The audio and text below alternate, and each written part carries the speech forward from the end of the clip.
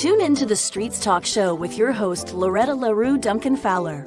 It's all about uplifting and encouraging you through real stories from real people. Every week, we chat with folks making a difference in their communities and for God's kingdom. Get ready to be inspired, learn something new, and discover the great plans God has for you. Join us for an amazing episode of the Streets Talk Show with your host, Loretta La-Rue Duncan-Fowler.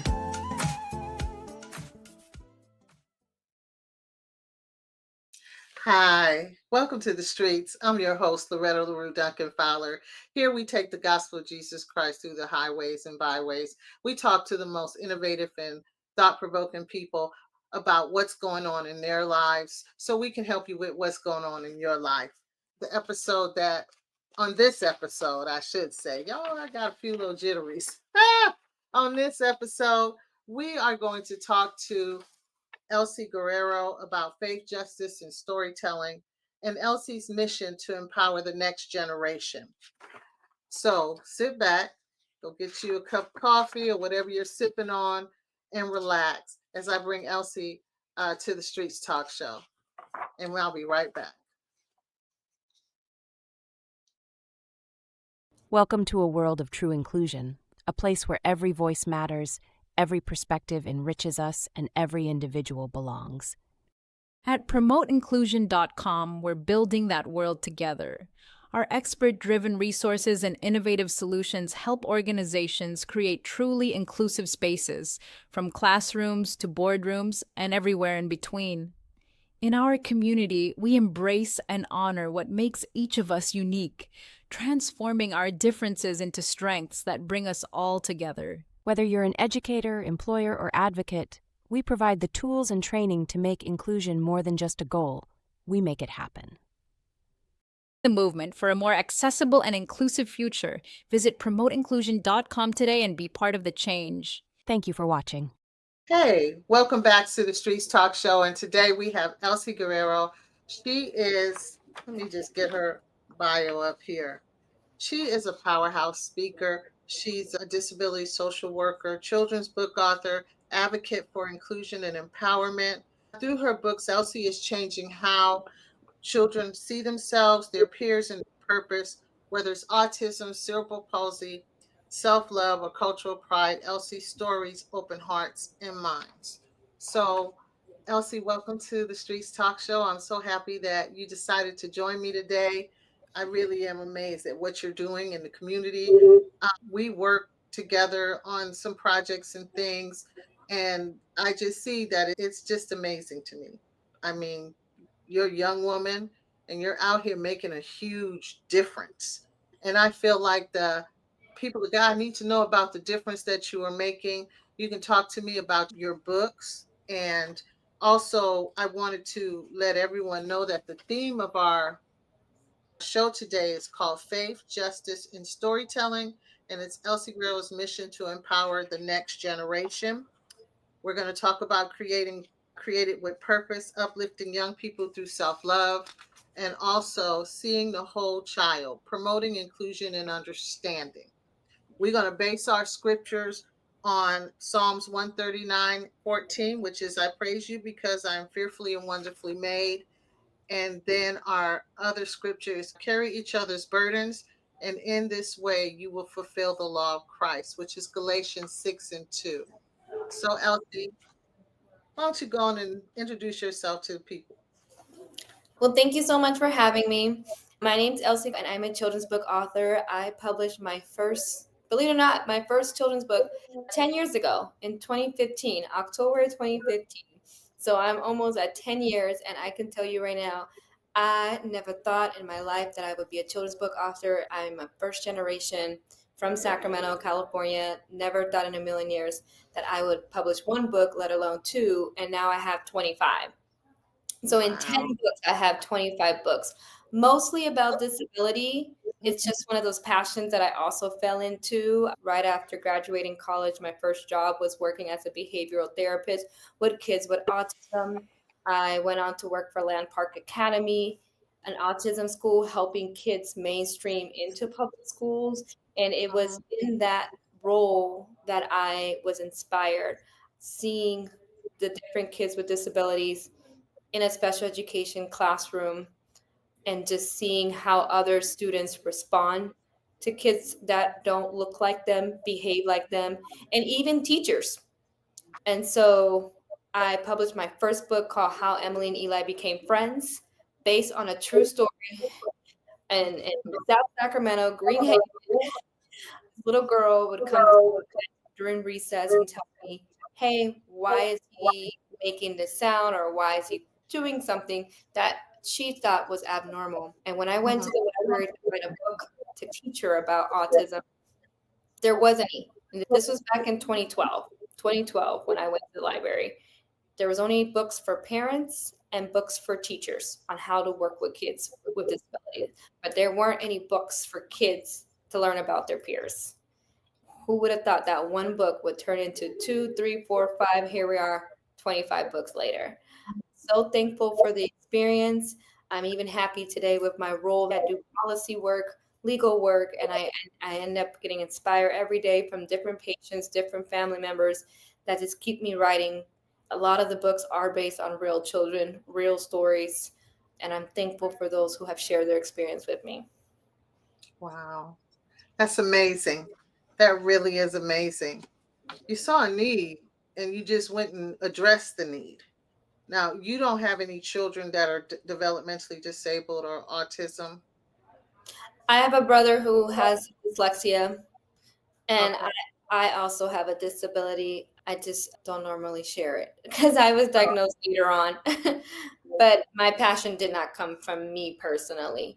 It Wow. just came from working with kids with special needs, working at Land Park Academy and helping those kids transition into public school. And it was in public school when I saw teachers mistreat these kids with disabilities that inspired me to go get my master's. And I went and got my master's in public administration and did my capstone studies on how prepared teachers are to work with kids with disability. And then that went on to working as a case manager at an adult school for the disabled. And it was at the adult day school that inspired me to go to law school and practice juvenile justice and special education, because I witnessed nonverbal. The adult school mainly had nonverbal individuals with disabilities. Clients was raped, made me want to go and represent them in the legal field. So that's what took me to law school. It's not funny, but the journey of, like, I never thought, just like not having a background in disability and just being impacted by the kids to the adults, and then just, grasping that.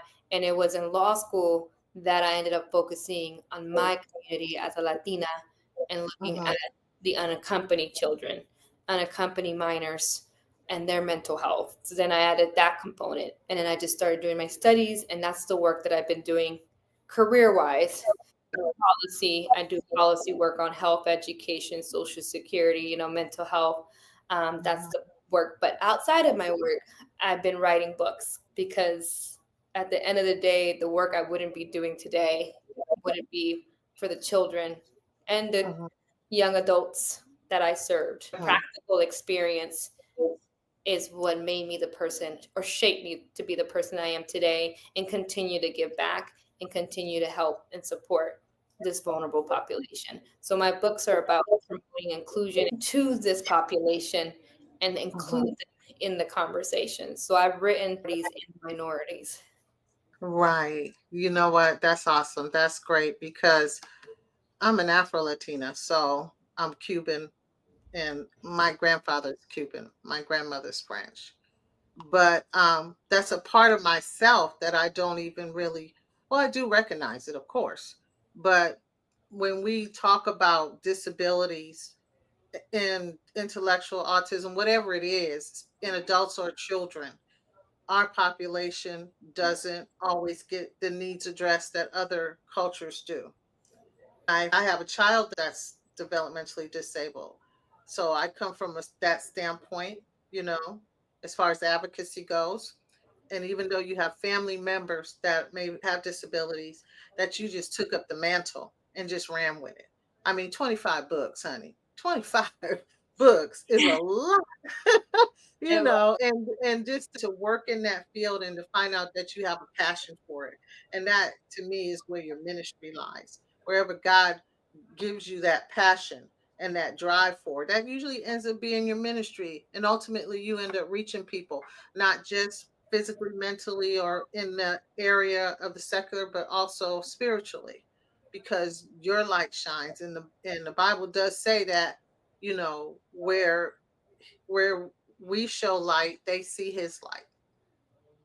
No, absolutely. I will say that I never thought my books would reach as far as it had. For example, in Texas, the Dallas School District, they now celebrate Dyslexia Awareness Month, and they reached out to me and said, "Hey, can you do a video? If you're not available, can you do a YouTube video reading your book? Because I want to like to order these books and have each kid read about it." And so it's like, wow, would have thought my book would be in Dallas. I don't live in Dallas, so I've been able to, and even Mexico. And interesting enough, Mexico doesn't really, when they see somebody with a disability, they just usually say is that person has a problem. They don't say that person's disabled. And so the fact that my books even made it all the way to Mexico, and to have those conversations about children with autism or developmental disabilities is amazing. To already start having that conversation, because it's only in the United States that we have the Individuals with Disability Education Act. That is not a program that is seen in other schools, where we have to have a less restrictive environment, free appropriate education. Those are, the way that we address disability in the United States isn't the same in other countries. Now, that's a good point. That's an excellent point to bring up, which is something that we don't even really think about. You know what I mean? Yeah. That in other countries, it's way different, and how we are so blessed to be, even though it's not perfect, our educational system and everything is not perfect, but we've come a long way, because 40 years ago, I was fighting for the rights for my son to attend Sacramento Public School District. Okay. And just to know that, okay, we had the Developmental Disabilities Law Center and those things that helped me to fight that all the way to the Supreme Court. But I never really thought about the fact that in other countries, they don't even have it set up where they don't have a structure in place like we do here in the United States. And we're blessed to have that. We don't even know how blessed we really are. So when we come back from our commercial break, I want to talk a little bit more about that in particular. We just got to take a quick little break here, and then we'll be right back after this commercial message. Check out Loretta La-Rue Duncan-Fowler's book, For the Believers, a guidebook to manifesting abundance, increasing your financial net worth, restoring the paper cuts in your soul, and transforming your life. It's all about healing from past hurts with God's help and finding a meaningful life. This essential guide offers tips for a complete life change, covering everything from money to inner peace. Grab your copy on Amazon and start your journey to a fuller life.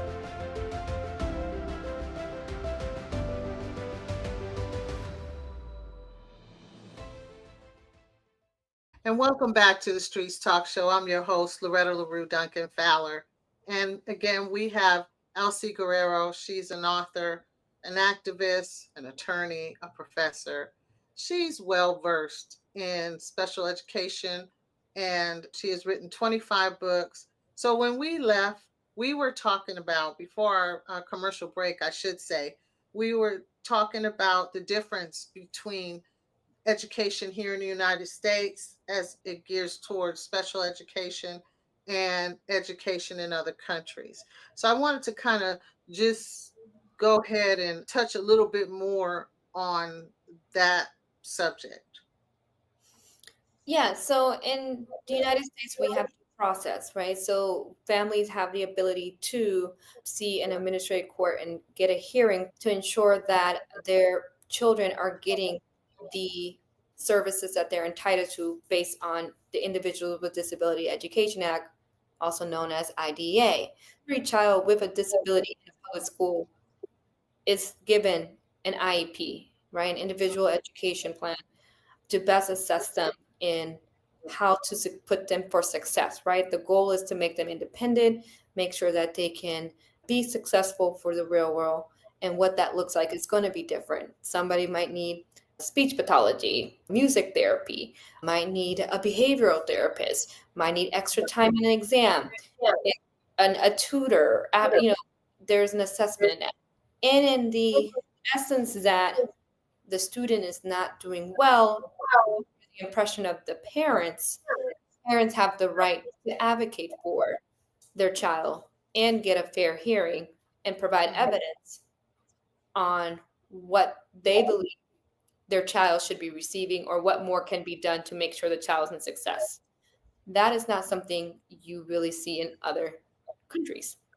And I can't really speak too much as I haven't dived deep into it, but just from my evaluations from traveling to a couple of different Latin countries and just seeing how they respond to individuals with disabilities, oftentimes they're not in schools, they're just at home. And we had that for a while too. We had, children with disabilities being killed at birth or being put in private institutions. This was just in the 50s and the 60s. Oh yeah, this is no new thing. I mean, when I was coming up, the first thing when I had my son, the first thing I was told, you're gonna have to institutionalize him. You got other babies. You don't got time for that, you know. And it's a cultural thing. And it was cultural, really. I Right. believe more so than it wasn't out of hate or anything like that. It was out of love, but it was misplaced. They were just trying to be okay. You have a husband, you have other children. You're not going to be able to take care of this baby. You're just going to let this one go, visit him, do whatever, and then come back. But but I can say but God, because my faith is what changed that narrative for me. I told my pastor and my family, listen, God would have never gave after much prayer because I had to wrap it around my own head that God would not give me a child born with a disability if he wasn't going to equip me to be able to care for him. So I got it in my spirit that I was called to be my son's mother. You see what I'm saying? And that my sole purpose, well, I won't say sole purpose because I've developed into so much more, but at that time, at 19, my sole purpose was to make sure he had the best life possible. That was my mission. That was my goal. And it just started with him and then it developed into something else. So I want our audience to understand that even though 60s and 70s and now we're in 2025 and we've grown, but we still have way more growing to do. As far as church goes, as far as the community goes, as far as what's going on in the political arena, we have to still fight that good fight. We do. And as we are dealing today with this Trump administration wanting to, get rid of the Department of Education, there is conversations about what does that mean for students with disabilities, because the Individual with Disability Education Act is a federal law, a federal program. And I know they're looking to do a shift from federal to the state. I don't know what that's going to look like in the long run, but definitely have been some conversations on that. But you are right. We've gone a long way to improve the rights and services for individuals with disabilities, and then to now see it possibly being shifted because of this Trump administration is interesting. But we'll see what that looks like. But as of now, everything's the same. Um, but yeah, So definitely. I will say also, in the public school system, we are seeing more students with disabilities in general classrooms. There used to be a very big divide between the two, special education and general ed, and now we're starting to see a little bit of merge, as well as seeing the Special Olympics. I know I met with the Special Olympics last month. In fact, seeing more non-disabled serving as mentors and friends to those with disability has definitely been a drastic change. So we are, shout out to Special Olympics. I like them for the work that they do to bring such an inclusive environment, because it's not one or the other. We can all be in the same space. And that's really what my books are about. It's just promoting inclusion and bringing everybody together everybody can have a seat at the table, regardless of your disability, ethnicity, race. We can all be together and learn from one another. I've learned so much from the students that I used to work with. Mhm.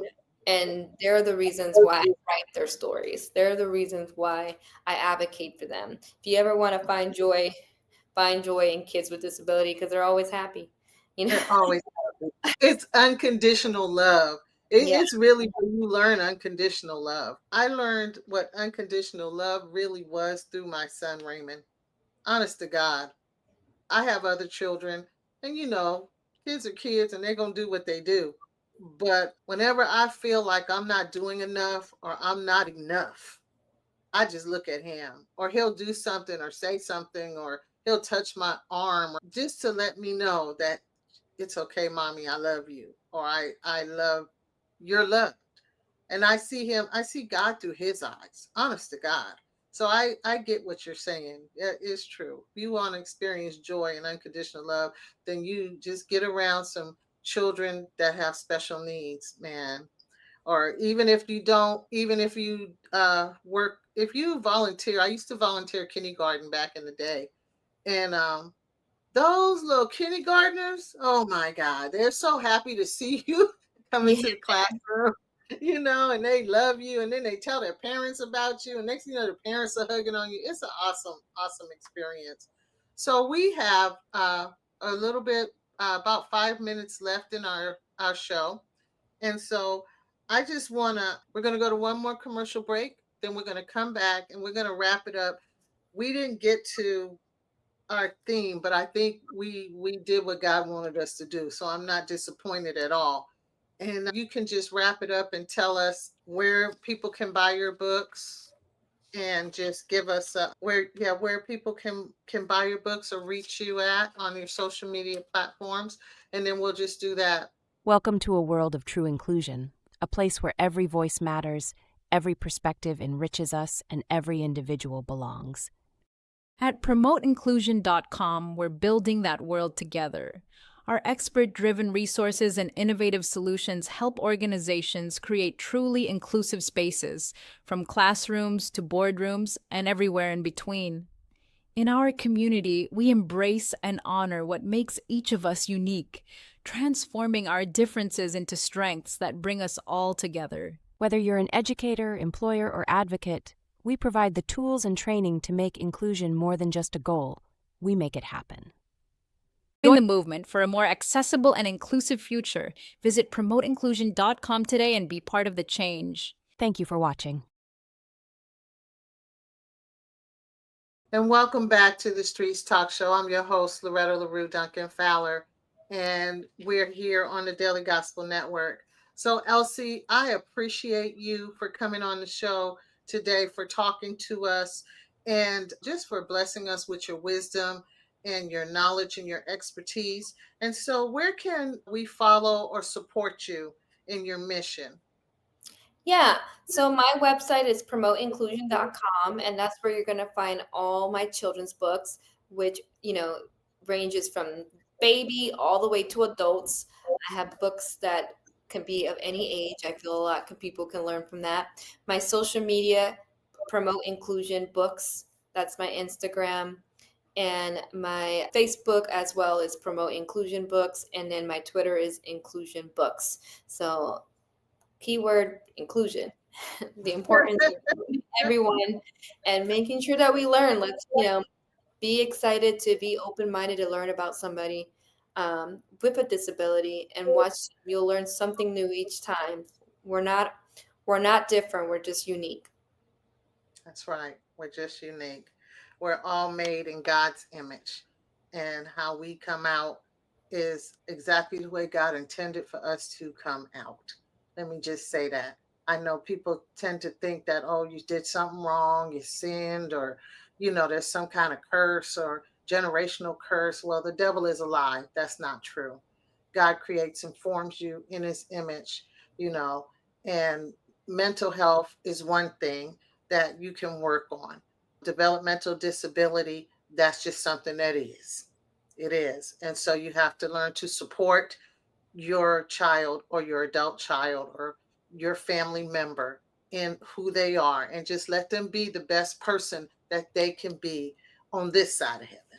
Because when we get to glory, it's going to be a whole nother program. And we're all waiting for that day. So, Elsie, again, I thank you for being on the show. I want you to hang tight, and I'll be right back. Thank you. And you're welcome. All right, y'all. So, thank you for coming on the Streets Talk Show and our special guest, Elsie Guerrero. And I just want to do a call to action, which is I want our viewers today's message is clear that your story matters. Whether you're a parent, a teacher, or a young person trying to find your place, you are loved, you are seen, and you are created with a purpose. And don't wait for permission to shine. Just walk boldly in what God made you to be. And then I want to leave you with, of course, my favorite scripture. It's Philippians 1:6. And you would think I would have it memorized, but Philippians 1:6, being confident in this, that he who began a good work in you will carry it on to the completion until the day of Christ Jesus. So with that being said, thank you for joining the Streets Talk Show. You guys have an awesome rest of your week, and I'll see you next time. Much love to you. Be blessed.